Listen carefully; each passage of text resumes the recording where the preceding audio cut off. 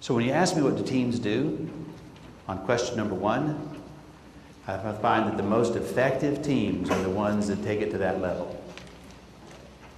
You can stop at the level if you want, I suppose, although I keep pushing you. You can stop, I suppose, at understanding it yourselves.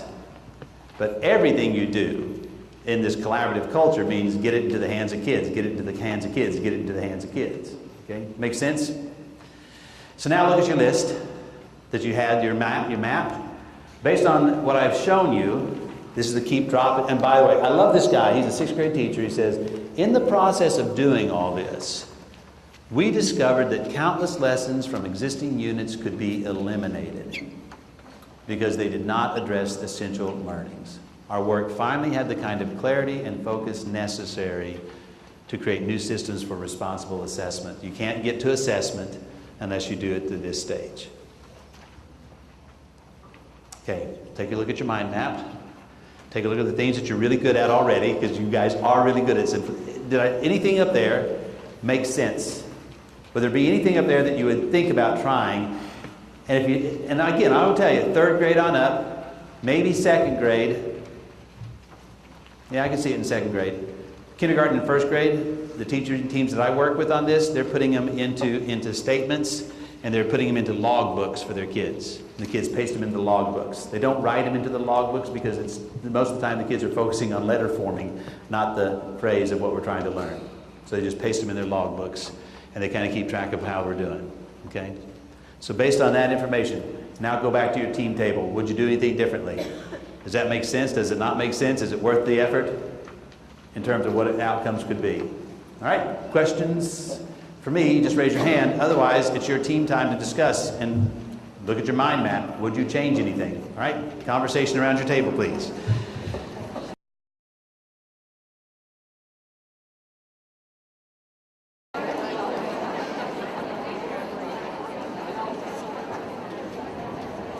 So from culture, making that culture work for us as a team means you have to collaborate together and have different conversations. Eventually, you're going to get to question number 2.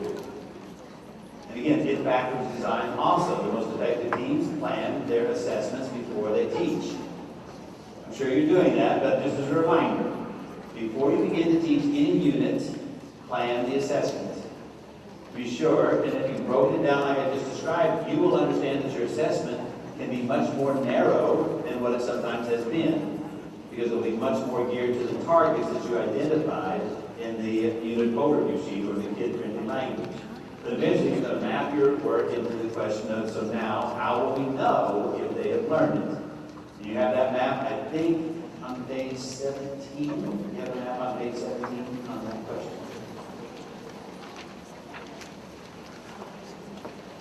Question number 2, is that it? And for the sake of time, because I know you're doing a lot of great stuff, how many of you are already writing your own common assessments? Okay, some of us are. Okay. My belief, and the belief of others who've been in this project for some time, that until teachers write their own common assessments based on that unit overview sheet, we're probably going to rely on information that is not as acceptable to you in terms of determining whether or not that student has learned it. If you rely strictly on district-wide assessments as your common assessments, you're missing the real piece of assessment that needs to be in place in our school, and that's the idea of formative assessment created by teaching teams. Formative assessment. Turn to your neighbor, real quick. Describe to your neighbor the difference between formative assessment and summative assessment. Let's see if we are in agreement with what those 2 words mean. Formative assessment compared to summative assessment.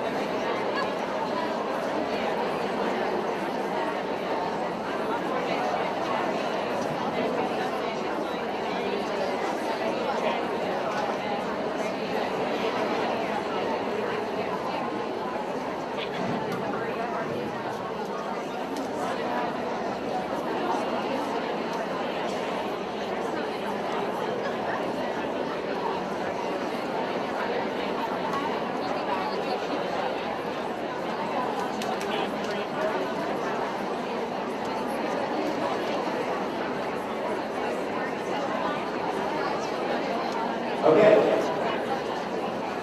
At your tables, did you find that you have the same definition, pretty much? And in the research, if you're supporting the research that's out there, you would have far more formative assessments than you would summative assessments. The Black and William and others, Marzano, as well as Reeves, and as well as Stiggins, have all found that formative assessment can get you as much as 1.5 to 2.0 standard deviation gains in student achievement. For your children that you have in your home, if the teachers in the school would use formative assessment and all the key components of that, there are 5. They would use those 5 key components. Your child could go from a 50th percentile to the 80th percentile on a standardized test. Your child could gain 4 points on an ACT score. It could mean 2 grade advancements for kids. The work is called Inside the Black Box by Black and William.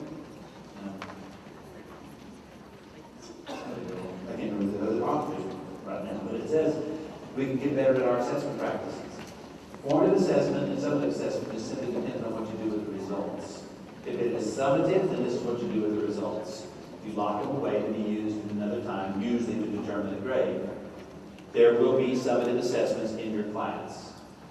There will be an end to certain things, and it's called the summative. But by far, your best effort for shrinking the gaps of kids who struggle would be to be this kind of assessment that's formative, and it looks like that. Whoa, oh, we're crazy. It looks like this. Where you sit and they sit together with you and they analyze the results and they ask, here's where I am, here's where I need to be, how can I close those gaps? And you engage the students in that process. Let's take a look at the processes you currently have inside your school. I'm going to ask you to please stand. Oh, well, first of all, I want to ask you to do this. This is the assessment philosophy that we're promoting in a team that has a focus on learning, that is dealing with the assessment and the question number 2, which is, how will we know if they've learned it? That means you have to embrace this assessment philosophy. The one that says we will use it to nurture the very achievement we are trying to document. If you don't have that philosophy, I'm going to challenge you to change to that philosophy. Move from measuring to nurturing using your assessments. That's how we'll close gaps for kids who struggle, which is part of answering question number 3. So if we're there with that kind of idea, and we know the difference between formative and summative now, let's see how you're practicing some of these things, because you may want to just celebrate, and you may want to put this on your to-do list of getting better at our practices, because that's what you're all about, and teams are all about getting better. I want you to do this. I'd like you to form 2 groups of 5, okay? 2 groups of 5. You'll stand and you'll move to each other so that you're facing each other right across from one another. Share your smile. Please do that. This is a chance to move. We've been sitting way too long. All right? So move, form group of 5. Bring our effort. Let me invite you back. You know that at any point in time, when you're giving instruction, whether that's direct instruction or thoughtful, at any point in time, the kid is listening to you, and then they hear a bird chirp, but they're not listening to you, right? Okay? So they phase out. They also, while you're talking, are making connections. That's how the brain works. And so sometimes they miss some of what you say as you're speaking. And then we wonder, how come this kid doesn't get it? Well, it could be the bird chirp, or it could be connection. But he's doing it quietly in his head. Okay? I want you all to share your connections with each other on this nurturing achievement idea. All right? And to do that, we share our effort. Pull your kids and let them share what they hear from each other and what they just heard from you. Here's what I'm going to ask you to do. I've got these 5 keys for improving assessment in our schools. If you are a team working for continuous improvement in a collaborative environment because you have a focus on learning, you would get really good with these keys. The first key to improving assessment is a recognition of the profound influence that assessment has on motivation and self-esteem. I already gave you one example of the profound effect that it has on some kids. And the kids who begin to think that I can't spell, or I can't do math, or I'm a failure. So I want you to think about how you currently help kids with this issue? I'd like you to share your very best practice with the person right across from you. Right? What do you do right now? That's a huge expectation. What do you do right now in your classroom to address this issue that has a profound impact on kids and their motivation and self-esteem? Right? Share with the person right across from you. I know you guys. That alone would cause you to rethink how you view assessment if you understand the negative impact that failing grades continue to have on kids. And therefore you would build a practice and you would tell kids, here's how I view that, right? And some of you have already put that in place, and I hope you continue to look at how you recognize kids for improving. Not just the top kids in the class, but recognize kids for improving. My teacher would just simply send me a note. This kid is making great improvement. Would you come and celebrate this kid? Up to the classroom I go, and I would celebrate that kid for improvement. We didn't just stop with the top kids in the class when we did our leader of the half. We recognized that it's important to improve. Here's your next. Oh, by the way, one line designate themselves as Group A, the other line designate themselves as Group B. Could you do that very quickly? One side is A, one side is B. Raise your hand if you're A, and raise your hand if you're B. All right, so if you're A people, do not move. B people, make a shift to the right. One person. If you get bumped, go to the front. All right? Go to the front of the line. Now you're talking to someone else. Thank you. Rick Stiggins has noted that one of the important keys is that we spend time adjusting our teaching to take account of the results of an assessment. Our assessments. Now, I know your teams are doing that.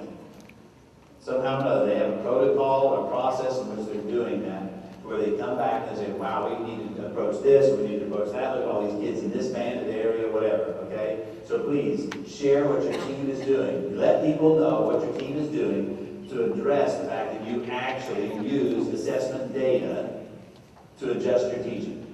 All right? Have a conversation with the person right across from you. Best practices. Everybody's doing that from each other.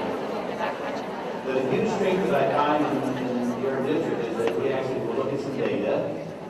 We'll group our kids into groups, flexible groups, and we'll respond immediately to those kids. Sometimes we're moving them into another teacher's classroom, we're sharing kids with other teachers and so forth, so that we're being very, very targeted. So that, I mean, you guys have told me before, we have it listed out by targets within the framework of our assessment. We can tell which target the kid is missing.